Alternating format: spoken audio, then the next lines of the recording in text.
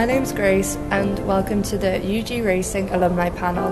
Today we've got Josh from Tesla and Cara from Rolls-Royce. To join me, we've got Josh and Cara. Could you introduce yourselves, tell us how long ago you left UGR, what you did at UGR and what you do now? Cara, can we start with you?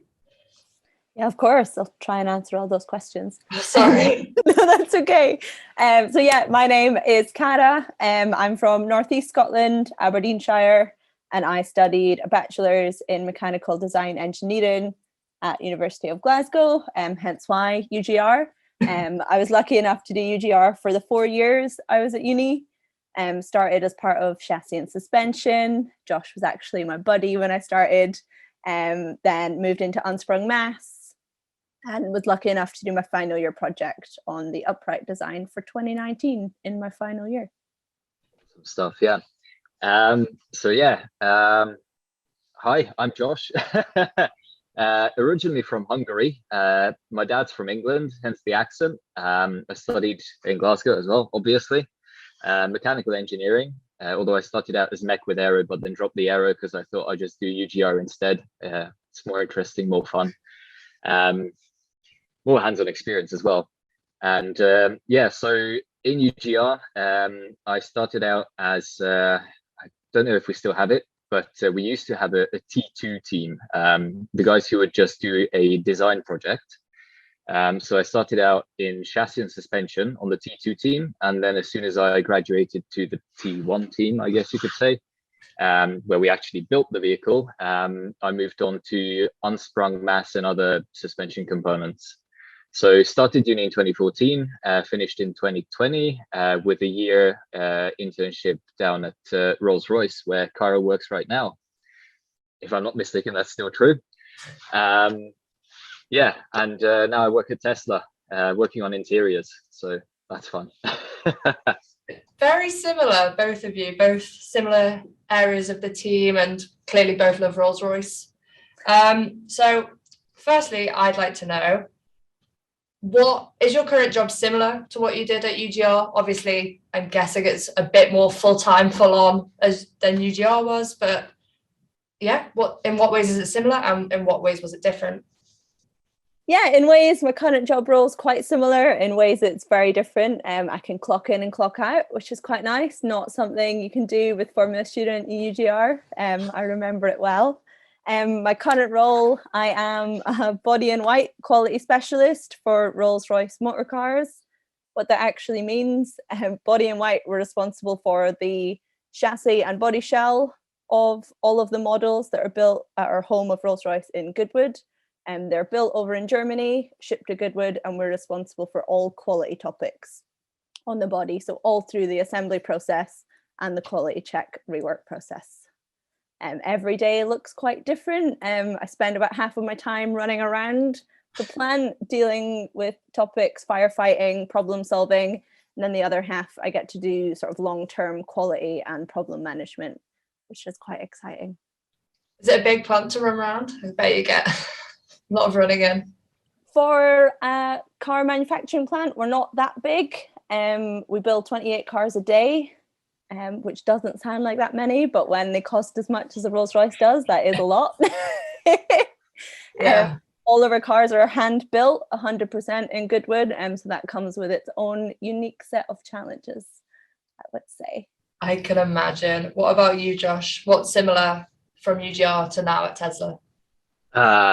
Similar. That's a very good question. So my final year project at UGR was designing a driver's seat and basically positioning the drivers in a vehicle that we never built because of COVID, unfortunately. Yeah.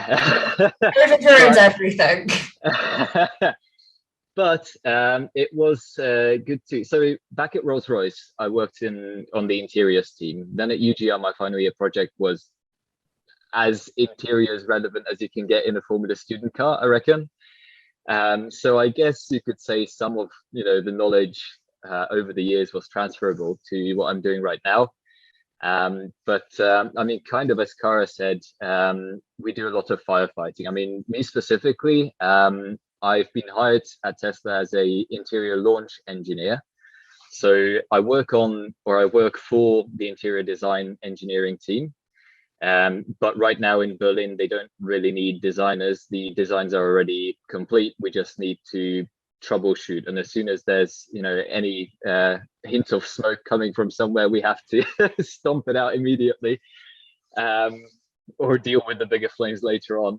I think that's probably a short and sweet summary. I work on door trims, center console, and the IP. So those are the parts I'm responsible for here. And contrary to what the quantities that are built at Rolls-Royce, 28 cars a day. I mean, we're kind of at a similar level right now. Double that on a good day, but we're aiming for 5,000 cars per week, which I think is probably almost the annual output of Rolls-Royce, isn't it? I think our record last year was like 5,600-ish, which right. is a lot when it takes as long as ours do.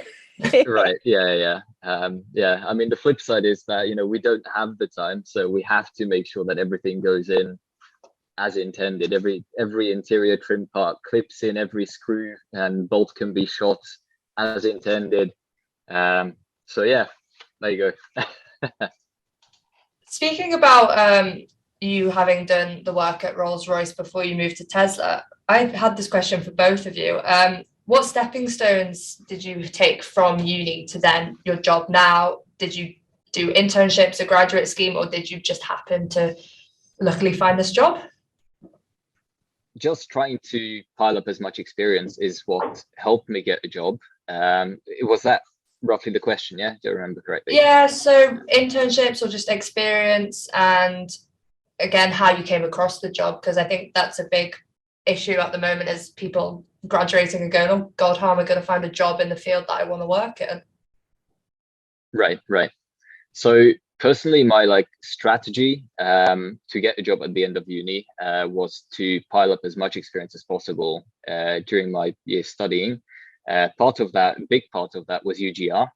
So I joined straight away in my first year of uni. I joined UGR because I knew I wanted to be working on, or I will want to work on cars after university. After second year of uni, I searched frantically for pretty much any sort of internship that I could find, and I was lucky enough to find one in automotive, actually. I don't know if our team still has contact with Allied Vehicles up in Glasgow, but they're a company who do sort of ordinary vehicle conversions into easy access vehicles. So you've got pull out ramps in the bottom of the vehicle. It was a really cool thing to do. So I joined that for a summer as a design engineer intern.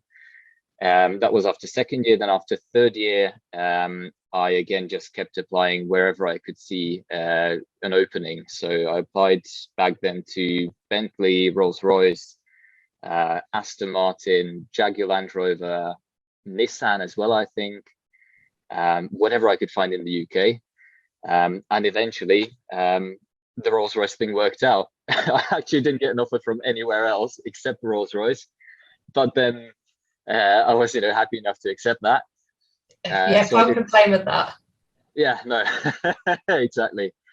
And that was pretty much the beginning of my interiors career, because then I joined the bespoke interiors engineering team at Rolls-Royce, the commissions collections sub team there. And then 12 months down in the south of England, then back up to uni, finished my master's. I did an integrated master's.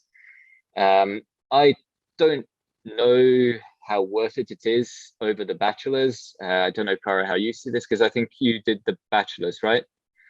Yes, I did.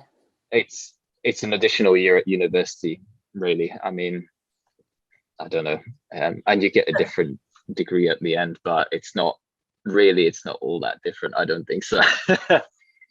And then, after university, I had a fairly solid or how do you say it, a fairly concrete plan that I wanted to go into electric automotive. So basically I just bombarded Tesla with applications. I think I submitted 40 or 50 applications to Tesla, all slightly tailored to, the specific job opportunity. And eventually, when I saw the one for interior launch engineer in Berlin, when I saw that one pop up, I thought, okay, this has to be it. And I turned out to be correct. 49th time lucky. Right, yeah. What about your Cora? What about you, Cora? What was your journey to landing your job? Yeah, my journey was similar but different, I suppose. In the same, I joined UGR in my first year. All through from second year onwards, I also worked part-time at Glasgow Science Centre.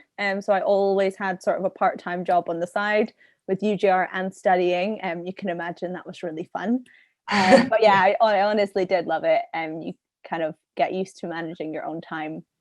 In the end of third year, I applied to internships similar to Josh, anywhere and everywhere that was open. My realistic plan was to get somewhere close to Glasgow so I could stay, get time in the workshop, spend time in the guest room and kind of work on that design project. So luckily enough, I was offered a 3-month internship with Babcock Marine Clyde. So they run the site for the nuclear submarine base, His Majesty's Naval Base Clyde, outside Glasgow. So it was working alongside the Royal Navy. I kind of had 2 main projects when I was there. One was with Asset Management Group. The whole site was run on a steam boiler system, and they'd just been given millions of pounds worth of money to redo that whole system. I got to join in with the guys on planning, budget, planning, sort of the equipment that they would need, which was really cool to see.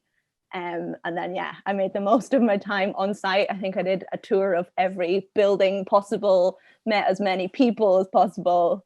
But yeah, networking is definitely the way to go. I then finished my 4th year. So I did a 4-year bachelor's, straight back to uni, no break. And then I started applying to graduate programs. Everything that was open online, I found the Rolls-Royce one on the BMW Group website. So Rolls-Royce Motor Cars is owned by BMW Group, so part of the same recruitment program for Mini, BMW and Rolls-Royce. So you can actually put an application into all 3. So Rolls-Royce accepted my one. I'd applied to a very catchy department name, Total Vehicle Validation and Integration. What that actually means is they're the quality department that covers all the areas of Rolls-Royce. So it was a 2-year graduate program where I moved around different departments. I think I did 6 different placements in my time that I was there. Absolutely loved it. It was great being able to say you're a grad, not quite have all the responsibilities of a real job, but being able to get involved with everything was great. Fully supported all the way through. And then, yeah, had to find a real job at the end. So I've been in this job for 9 months now. Time flies. Amazing. You clearly liked it there. It must have been great being a grad as well, because you've got that little grey area where you're not quite fully adulting yet. But right now we've got some questions that have come from our current team members. So this first one is for Josh, and it comes from a member of our testing team. And their question is, how can you maximize your chances to be recruited for Tesla's machine learning team? Cool. Yeah, I saw this in the notes from yesterday. It's a very good question. How can you maximize? The thing is, like, I don't really do much with the software machine learning team, so I don't really know an awful lot about them. Well, put it this way, I know that our head of AI, Andrei Karpathy, has just gone on a 4-month sabbatical, so they might be looking for someone to step in. No, I don't. Yeah, pile up as much experience as you can, really.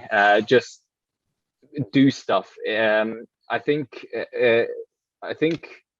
especially, this is my personal opinion, but I feel like during our studies at university, we did a lot of theoretical stuff and very little actual hands-on stuff, whether it was, actual coding, if someone's interested in coding, or grabbing an angle grinder and doing stuff like that. For us, via UGR that was a possibility, but in general, I think that there isn't enough of, you know, just actually doing the work and practicing doing the work. So I think any sort of experience that you can get your hands on, you know, go and grab it. Absolutely. And it doesn't have to be official necessarily. I understand that, you know, it's not easy to go straight into a job and get hands-on experience at a job, but like I don't know, I think we've now got, or UGR now have a self-driving team, right? Yeah, we've got driverless, which I think There you is go. nuts. I think so too. Crazy. It's scary. I like holding onto the steering wheel, but do as much of that as possible and do even more of it, like outside of UGR. The more that you can show, the more that you can, just experience, the better you understand the next challenge that comes along. Well, that perfectly leads us on to our next question, and it is just saying, what do you recommend doing? I know we've spoken a lot about extracurricular stuff that you've both done, but what do you recommend doing whilst being a student? And if either of you are allowed to say, what were the specific job requirements that you had to fulfill to be able to even apply for the role, if you're allowed to say that is? Yeah, of course. One thing I would say from my side, as someone that has a bachelor's and you find yourself up against people with master's degrees quite a lot, and people don't hire you just for your degree. Like your CV is not made up of the grade that you get at the end. Your CV is made up of absolutely everything you have done outside of that coursework. And so obviously grades are important. I'm not saying don't study, because that will come back and get me. But I am saying they're looking for a real person with life experience, which is, if you work in a shop, you can serve customers, you can work in a team. I worked with primary school children in a science center, but I could speak about STEM to people on all levels. It's those sort of skills that I think people look for the most in an interview, and you're more likely to be remembered if you do something more random. So saying I can host a birthday party with kids and play with bubbles all day, someone will remember me compared to someone that studied, got absolutely all A's all of the time. So yeah, I think focus on what you enjoy and tell them absolutely everything about yourself. Like, yeah, I watched Top Gear as a kid. I said that in my UGR interview. Obviously, that helped get me in. I said it in my Rolls-Royce interview. Obviously, that helped. Like, be a real person, not just what you write on the bit of paper. Brilliant. I love that. What about you? I'm guessing it's similar, Josh? Yeah, very similar. Not sure what I'd add to that, in all honesty. Be a genuine person, absolutely. Show your different sides. I mean, I was gonna, the one thing, show that you can organize a birthday party for 10 kids and that you can at the same time design an upright as well. Because that's what's really going to catch their eye. They're going to be like, oh, holy crap, this person's got multiple sides to their personality, and they're able to take on very different challenges. So as much as you can highlight that, the better. I don't know how it is at Tesla, Josh, but I know in my role, if I didn't use people skills, I would get nothing done. Like it is, Can you pull a presentation? Can you give an update in 5 minutes? Can you prioritize your workload? Which are all things that will be in the job description, and you will do without realizing. You do it every day when you get up. Yeah, 100%, 100%. So the one more thing that I'd add to that is at Tesla, and again, harking back to the previous question, you don't actually, and I'm not discouraging studying and finishing your degree either, but you don't apparently actually have to have any sort of a degree to apply to Tesla. As long as you can demonstrate that you have done engineering, if you're applying for an engineering role or whatever your role you're applying for. But in my case, I could have just said, well, I've done engineering via my, I don't know, dad's company throughout my teenage years or whatever, that probably would have been enough. But yeah, as Cara said, people skills are extremely important, especially working in a launch role where you've got to speak to the people on the door trim line, the people on chassis 2, the people on final 3, the people who install the footwell covers, the people who install the center console, the people who put the shims in the center console, the people who run the BSR test, bus squeak and rattle test. then the people who do factory gating at the end of the line, then the people who just take care of rework at the end of the line. So it's like you do have to be on your toes all the time and be able to communicate clearly and effectively. Yeah. That's really refreshing for me to hear, because I think so many people, especially now, it's just put pressure on their grades, and especially like through COVID, when you haven't communicated with people, it's nice to know that even when jobs which require like engineering and all that sort of thing, you still get that human side of it. So that's really refreshing. We have another team question, and this is for Cara, and it's, what's the culture like at Rolls-Royce? I feel really lucky to work at Rolls-Royce. It is very varied, and we actually have a really high annual intake of interns, apprentices, and graduates. So every year they take on about 40 people under the age of 25, which can be quite unusual in some sort of engineering environments. Yeah, it's a really sort of multicultural and diverse place. We have a lot of employee networks. So one that I'm actually a part of is like the Gender Inclusion Network. So we work on sort of any topics relevant to increasing gender diversity in the company. So at Rolls-Royce, we have an intake of interns, apprentices, and graduates every year. And the grad scheme itself has been running for over 10 years now. So this means we have graduates or ex-graduates at every level within the company. Some are department heads, some are managers, some are quality specialists, and some are technical specialists. So automatically joining as a graduate, intern, or apprentice, you're sort of put straight into that network of people that already exists. You will know someone in every department, which is amazing and really helps get the number of placements that you want across the business. Amazing. This question for you both before we move back onto my boring questions, but this is the last of the team questions. How did you balance UGR, uni work, your own personal and social life, and any extra work whilst you were at uni? How did you, Cara? Not that well. Is that an answer I can use? I think the benefit of joining in first year meant I almost had a year to learn everything at the same time without it hurting me in the long term.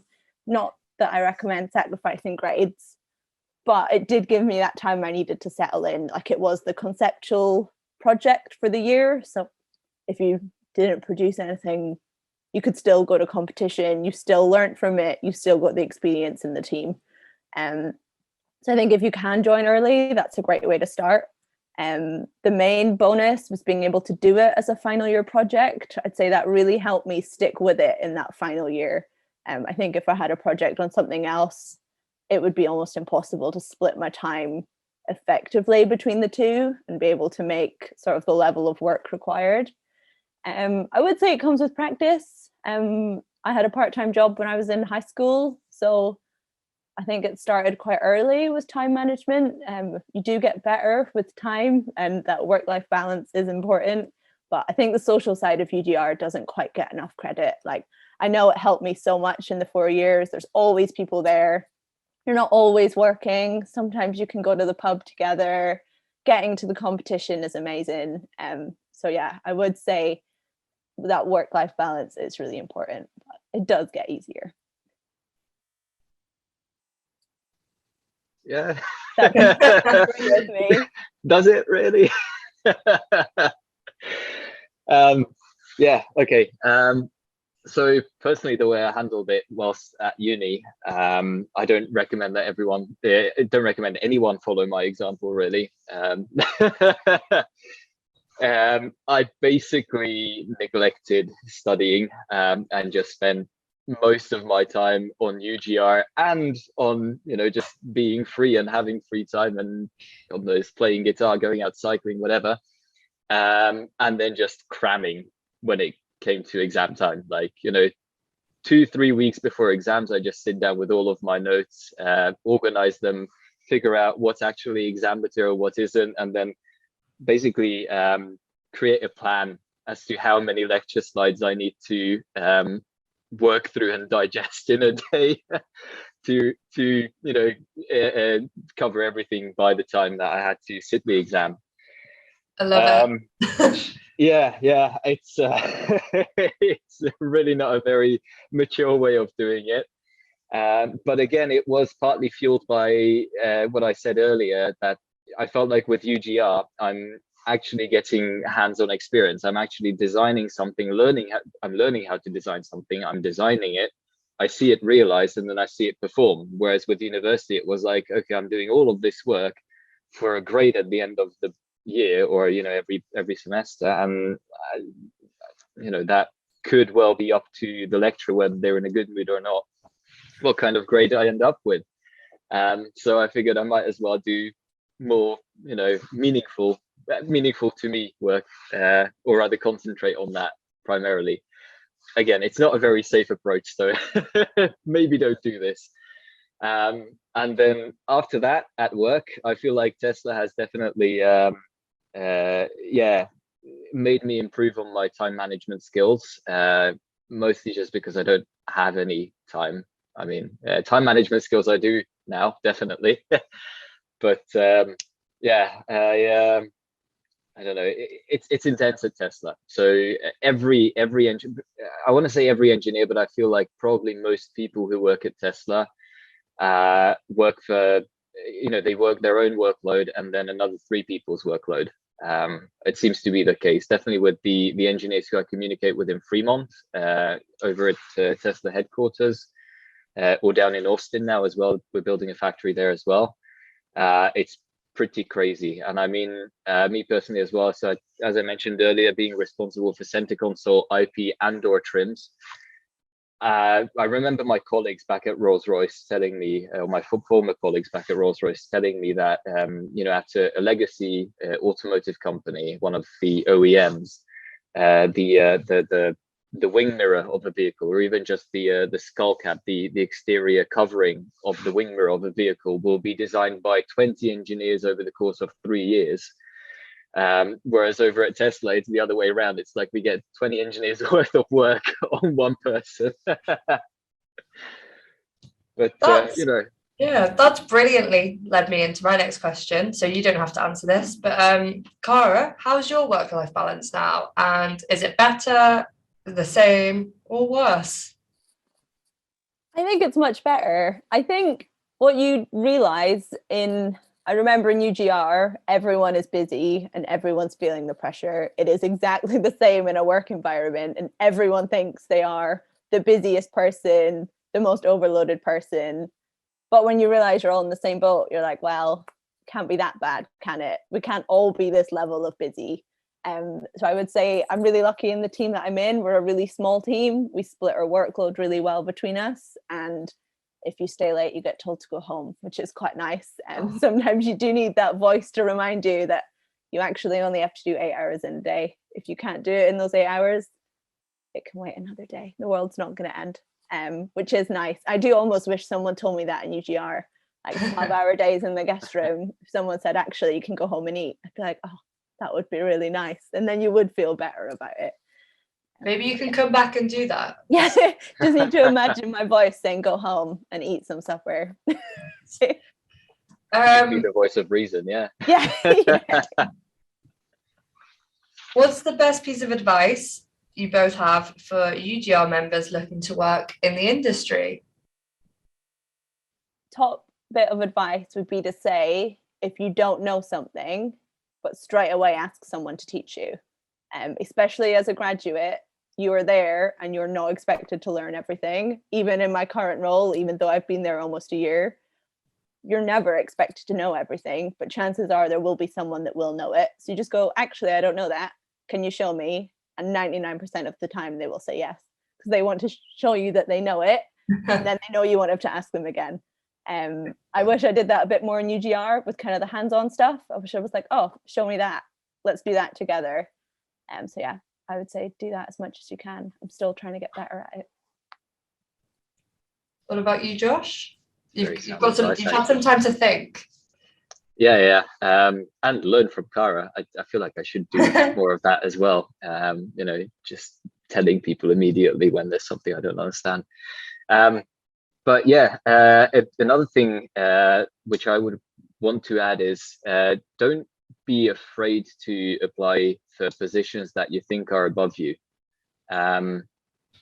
Yeah, just even if you definitely can see in the requirements that you're lacking some sort of experience, you might still be the best fit for a job.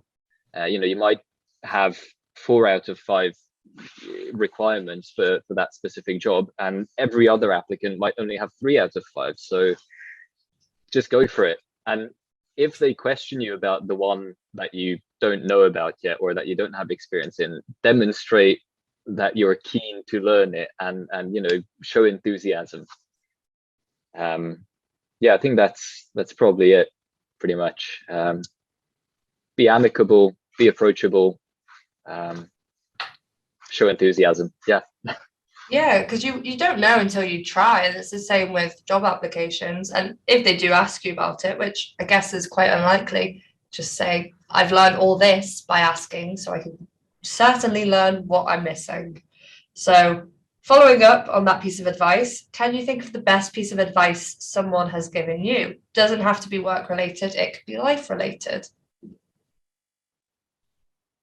I do have one for this. The top bit of advice I was given was when I started my internship, and it was say good morning or hello to everyone that you walk past, because they will question, 1, why you know them, and 2, who are you? And that's the best way to get people to know you and to know that you're approachable. Just walk around and say good morning. And it works. Easy tip, but I guess it's really effective. Especially in interviews, everyone, if you arrive in the building, say hello, good morning. When you arrive in the interview room, say good morning. If that's all you can say, that's a good start. Amazing. That's actually really good as well. Yeah. I really like that. We should start a life skills podcast or something. Absolutely. Yeah, my answer to that question is probably quite a bit more serious. It's actually from Rolls-Royce, from my former manager at Rolls-Royce. Cara, I don't know, you might know Kevin Warren. Yes, you I do. Okay, there we go. It's in my office.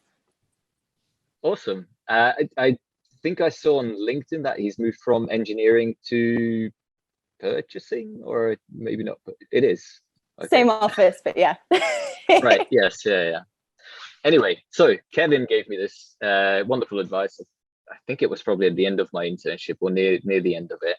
And it was, how did it go? Fail to plan to fail.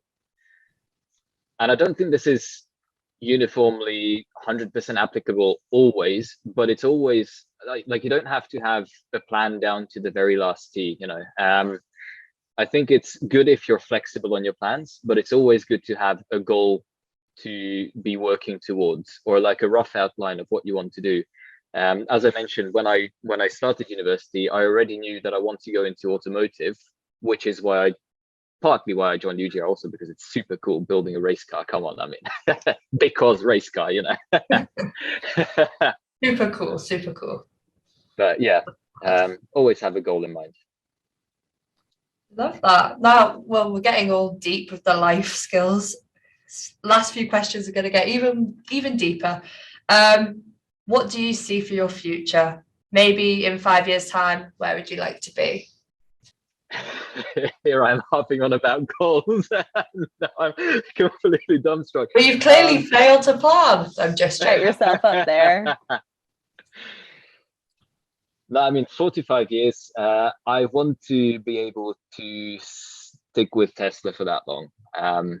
It's a bit of a struggle, as I mentioned, about the work-life balance. I'm hoping that because we're here in Europe, and Germans do like to finish at 1 p.m. on a Friday, for example. But I think at Rolls-Royce, generally, that is a bit of a tendency as well. So yeah, I am hoping that some of the sort of European work ethic will trickle over into Tesla here, and things will normalize a bit. And then I'd like to stay at Tesla because I think the company has a really bright future, and we do a lot of exciting stuff, very innovative stuff.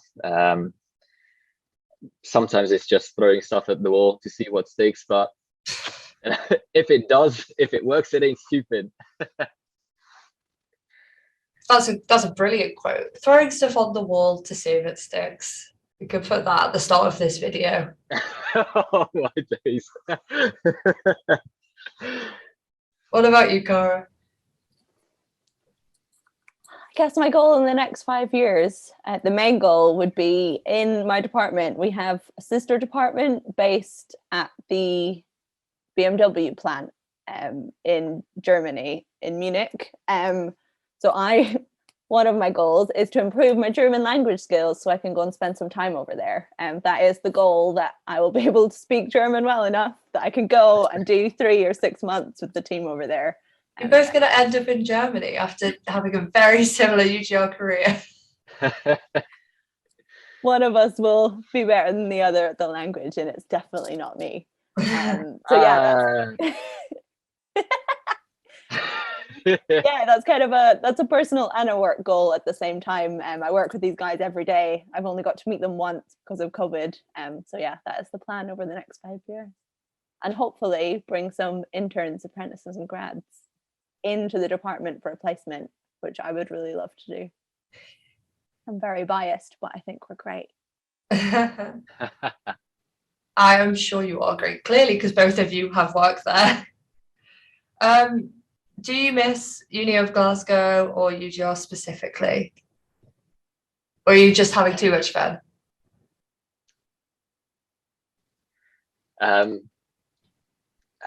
Yeah, definitely miss it. All of it. More UGR than uni. I mean, as I said, I could have taken uni a bit more seriously. But yeah, I don't know. I do want to go up and visit sometime as well. So yeah, quite fun. Planning to do that, loosely planning to do that. Don't have any concrete plans yet, but would be amazing. Yeah, UGR, definitely missing UGR more than university. University was a necessity. It had to be done. Yeah, from my side, a similar thing. I miss the city. I miss having absolutely everything you can imagine on the doorstep. I don't think I made the most of Glasgow while I was there, but I don't regret spending my time in the guest room and working on UGR stuff. But I do wish I saw more of the city as someone that's not from Glasgow. I do miss the team environment. I actually missed it so much. I'm training to be a kart marshal for a go-kart circuit to get back into the smell of the fuel and surrounded by kids and karts. So yeah, it's something you can't really grow out of, I don't think. I think it stays with you. Yeah, the smell, it's like no other, honestly. It is. Addictive. And final question for both of you. Sum up in one word your current life job right now. Exciting. I go with exciting because that covers a bit of difficult, a bit of challenging, a bit of fun. Exciting. Okay. I'm gonna go challenging. I know I still have a lot to learn, but I know I've come a long way since graduating. So challenging is what I'm going with. Brilliant. Well, that is all the questions we have. Have you guys got any? We've got a few people obviously in the room. No? Well, that's it. Thank you so much for taking time out of your day. Obviously, you both sound like you've got quite busy work schedules. So thank you so much. And I'm sure the team will really appreciate this. Awesome. Thank you for having us. Thank you for organizing. Yeah. I hope some of that's usable. I apologize if it's not. It was very useful to me, so I'm sure it's useful to all the engineers because engineering is not my forte. So yeah, thank you. Yeah, no problem at all. Hope to hear from you again soon.